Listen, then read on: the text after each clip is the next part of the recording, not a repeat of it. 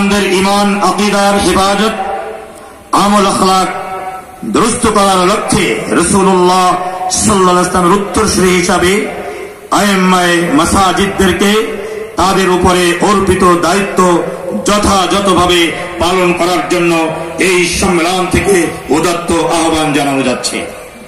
2 ওয়ারাসাতুল আম্বিয়া সম্মানিত আইম্মায়ে মাসাজিদ উলামায়ে কেরামদের প্রতি এই সম্মেলন থেকে আহ্বান জানানো যাচ্ছে যে মুসলিম উম্মাহর ক্রান্তিকালে সকলকে ঐক্যবদ্ধভাবে সঠিক পথের দিশা দানের দায়িত্ব আম্বিয়া কিরাম আলাইহিমুস সালামের উত্তরসূরি হিসাবে সঠিকভাবে পালন করার জন্য আইম্মায়ে মাসাজিদের প্রতি উদাত্ত আহ্বান জানানো যাচ্ছে।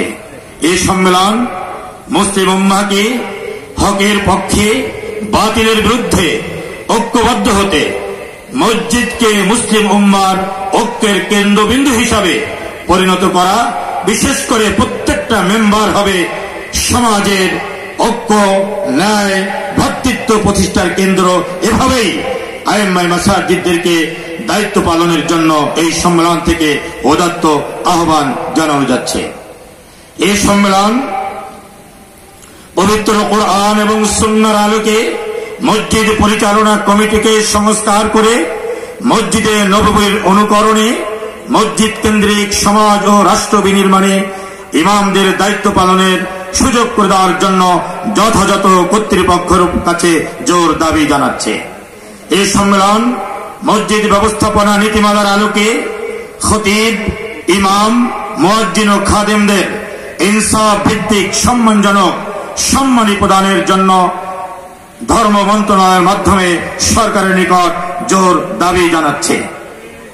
এই সম্মেলন থেকে বাংলাদেশের শিক্ষা ব্যবস্থার সকল স্তরে নৈতিকতা, ধর্মীয় মূল্যবোধ বাধ্যতামূলক করার জোর দাবি জানাচ্ছে। সেই সাথে 92% মুসলমানদের দেশে শিক্ষা কারিকুলামে, শিক্ষানীতিতে এমন কোন কারিকুলাম দেওয়া যাবে না যা আগামী প্রজন্মকে নাস্তিক, বেহায়া এবং নির্লজ্জ বানায়, সমকামী বানায়। এর থেকে বিরত থাকতে হবে। সেই সাথে প্রাথমিক থেকে উচ্চ সকল পর্যায়ের ধর্মীয় শিক্ষা, কোরআন শিক্ষাকে বাধ্যতামূলক করতে হবে এবং প্রাথমিক স্তরের সকল শিক্ষা প্রতিষ্ঠানে কোরআনের শিক্ষক, হাফেজে কোরআন, কারি অথবা ধর্মীয় শিক্ষক অবশ্যই নিয়োগ দেওয়ার ব্যবস্থা করতে হবে। এই সম্মেলন থেকে আরো জানানো যাচ্ছে, যে কোনো শিক্ষা নীতি প্রণয়নের জন্য জাতীয় যে শিক্ষা কমিশন আছে, এটাকে পতিতযশা আলেমদেরকে অন্তর্ভুক্ত করে পুনরায় শিক্ষা কমিশন পুনর্গঠন করতে হবে। আল্লাহ, তার রাসূল সাল্লাল্লাহু আলাইহি ওয়াসাল্লাম কোরআন এবং ইসলাম নিয়ে যারা বিভিন্ন সময়ে কটূক্তি করে, তাদেরকে দ্রুত বিচার আইনের আওতায় এনে দৃশ্যমান, দৃষ্টান্তমূলক বিচারের মাধ্যমে শাস্তির ব্যবস্থা করার জন্য সরকারের নিকট জোর দাবি জানানো হচ্ছে। এই সম্মেলন থেকে বাংলাদেশের স্বাধীনতা, সার্বভৌমত্ব রক্ষা, রাষ্ট্রকে রাজনৈতিক, অর্থনৈতিক, বাণিজ্যিক, শিক্ষা সংস্কৃতির ক্ষেত্রে ভিনদেশী যত আগ্রাসন আছে, সকল আগ্রাসনের হাত থেকে মুক্ত রাখতে এবং আধিপত্যবাদী শক্তির বিরুদ্ধে দল, মত, ধর্ম, বর্ণ, শ্রেণী পেশা নির্বিশেষে সকল নাগরিকদেরকে ঐক্যবদ্ধ থাকার জন্য উদাত্ত আহ্বান জানানো যাচ্ছে। এই সম্মেলন মসজিদে ইমামদেরকে দেশ ও জাতির কল্যাণে এবং আর্থসামাজিক উন্নয়নে সমাজ ও রাষ্ট্রের বিভিন্ন পর্যায়ে ক্ষমতায়ন করার জন্য সরকারের নিকট জোর দাবি জানাচ্ছে। এই সম্মেলন থেকে ফিলিস্তিন এবং বাইতুল মুকাদ্দাসের স্বাধীনতা, মধ্যপ্রাচ্য থেকে সাম্রাজ্যবাদী, আধিপত্যবাদী আমেরিকার সকল সামরিক ঘাঁটি বিলুপ্ত, অসহায় ফিলিস্তিনি শিশু এবং নারীদের উপরে বিশ্ব সন্ত্রাসী ইসরায়েল কর্তৃক বর্বরোচিত গণহত্যা বন্ধে স্থায়ীভাবে যুদ্ধবিরতি কার্যকর করা এবং যুদ্ধ অপরাধী হিসাবে নেতানিয়াহুকে আন্তর্জাতিক আদালতে দৃশ্যমান বিচার কার্যকর করার জন্য জাতিসংঘের নিকট জোর দাবি জানাচ্ছে।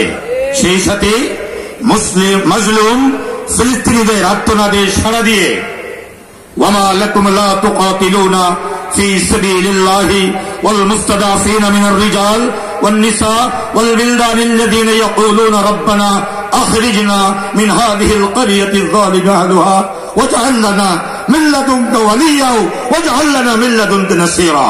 এই আর্তনাদ আজকে চলছে ফিলিস্তিনের নারী এবং শিশুদের থেকে, দুর্বল অসহায় মানুষদের থেকে।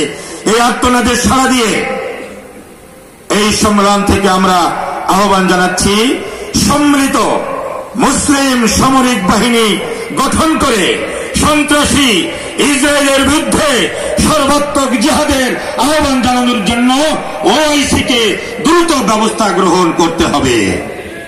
আলহামদুলিল্লাহ, আমি মোহাম্মদ সালেহ আমাদের সভাপতি, তার পক্ষে এই সম্মেলনে গৃহীত প্রস্তাব এবং দাবিনামা সম্মানিত মেহমানদের উপস্থিতিতে খুলনা অঞ্চলের উলামায়ে কেরাম এবং আইম্মে মাসাজিদ তাদের উপস্থিতিতে এই প্রস্তাব এবং দাবি আপনাদের সামনে উপস্থাপন করলাম। আমরা কি খুলনা জেলা ইমাম পরিষদের গৃহীত এই প্রস্তাব এবং দাবির সঙ্গে আমরা একমত? নারে তাকবীর, নারে তাকবীর। খুলনা জেলা ইমাম পরিষদ। আলহামদুলিল্লাহ, আলহামদুলিল্লাহ। আমি আমার বক্তব্য দাবিনামা এখানে পেশ করে শেষ করছি। পরবর্তীতে অন্যরা বক্তব্য রাখবেন।